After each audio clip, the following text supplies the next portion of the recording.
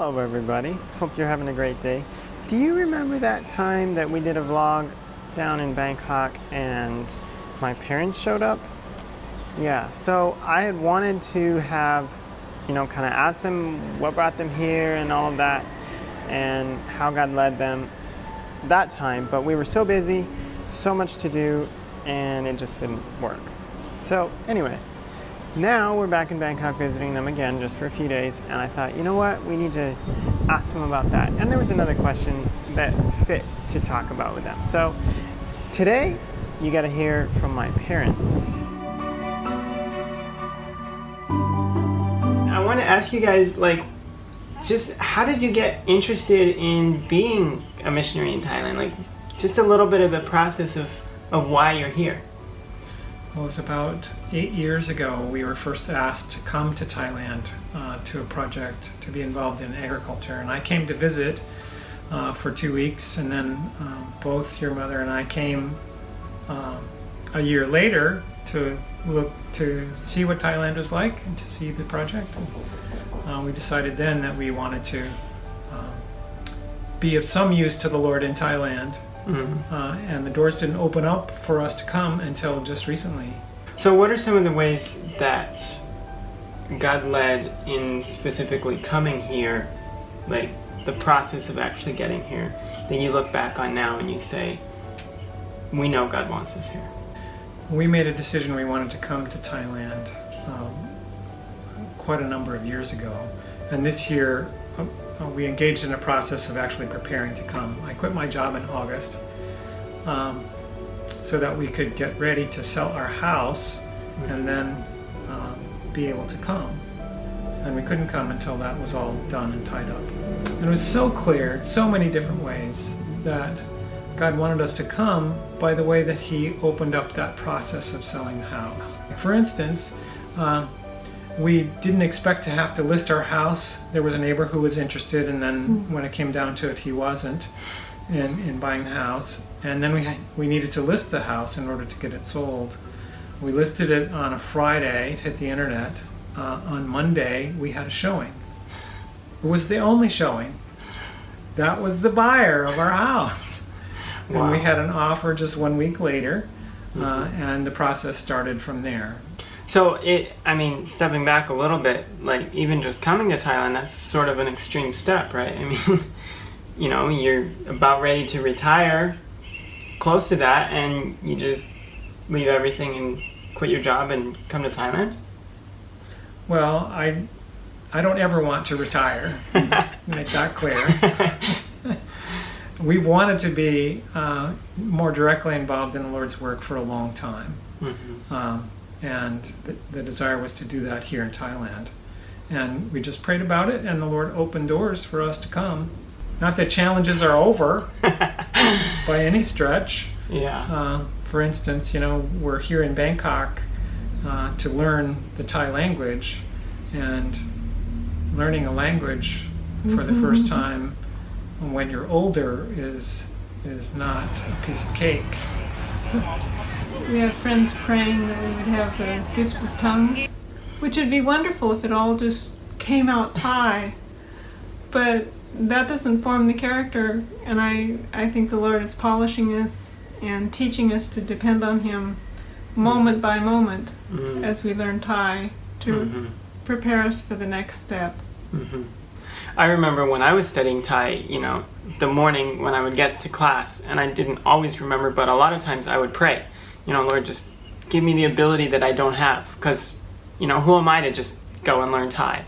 But the Lord answers those prayers, and He blesses our efforts. And the other thing that, just bouncing off of what you were saying, I think it's really awesome how God uses every little bit. He's got this big plan, but He uses every little bit along the way to prepare us for what's next, and to, prepare us for heaven and for, having His character in us.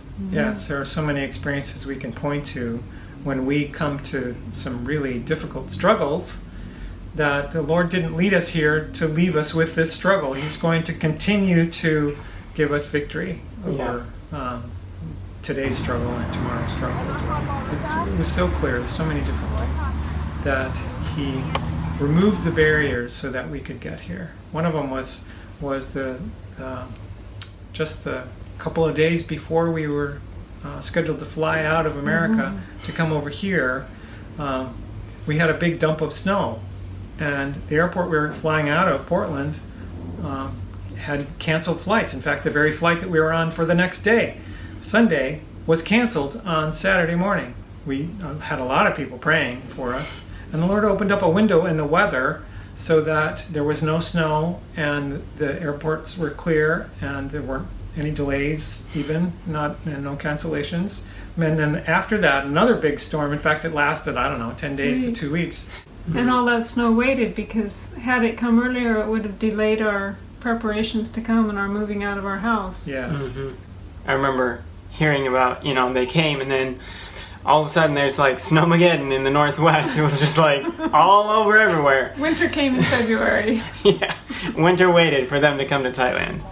So you're here now and you're studying Thai. How long are you planning to study Thai, and what are you going to do after that? Well, the course that we wanted to take was 6 months long, 3 months with the conversational part of Thai, and 3 months with learning the Thai script so that we can read and write. This past week we made the decision to repeat the second segment of the first 3 months, which I think was a wise decision. Oh, yes. So we're not going to be able to do what we had planned to do in 6 months. We're still seeking the Lord's leading as to how long He wants us to be studying Thai, and how proficient He wants us to be before we move on. So He'll reveal that later. But about 6 months, maybe 8 months. We came in April of last year just to see if there were doors open. And we didn't see a particular door. But while we were here, we were strongly impressed that this is where our hearts were, and this is where God would have us be. And if we're going to reach people's hearts here, we need to be able to talk to them. Right. You can't connect with a person through an interpreter. So that seemed like language learning was critical. And if we had a call, we'd go to work for the Lord being busy and never have time to learn the language. So we're content to spend our time learning the language, believing that when we're completed with this step, the doors will open to where He really wants us to be.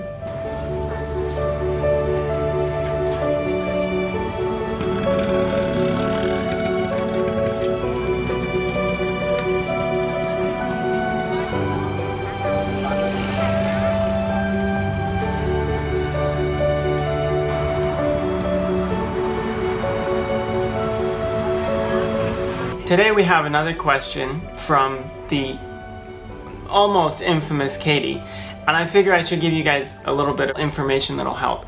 Katie is not asking these questions for herself.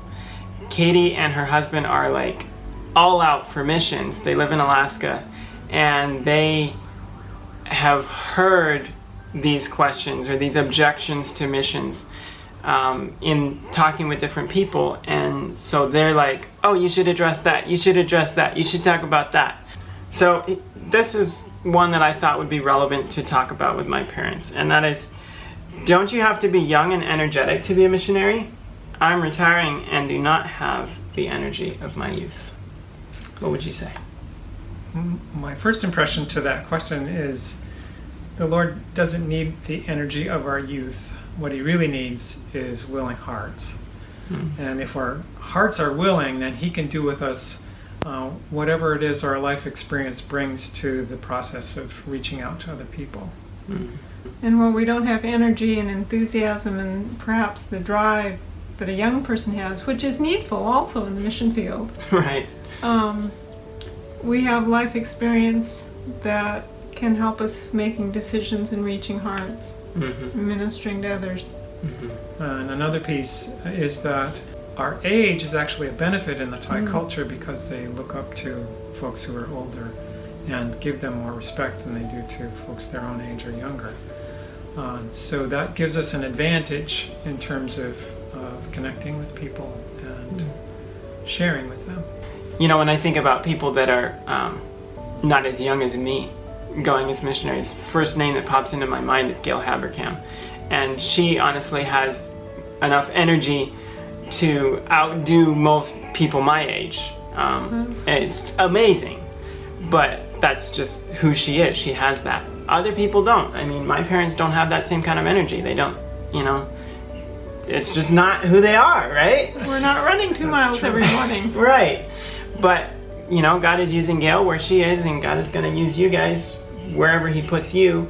He's using, you know, Hannah and I where we are. God uses people. He needs people. Doesn't matter if you're old or young. He needs people who are willing to say, yes, I will go. I will answer the call, and give everything, and just let God work through them. That's the biggest thing, I think. It really isn't any different than the Christian walk, in that God wants us to be willing to surrender our plans to him every day, so that he can work out his plans in our lives. And if that means being a missionary in Thailand, or if it means being a missionary where a person already lives in America, that's what the Lord wants, is for us to surrender to him, so that he can do with us what it is that's not only best for us, but best for those who are within our sphere of influence.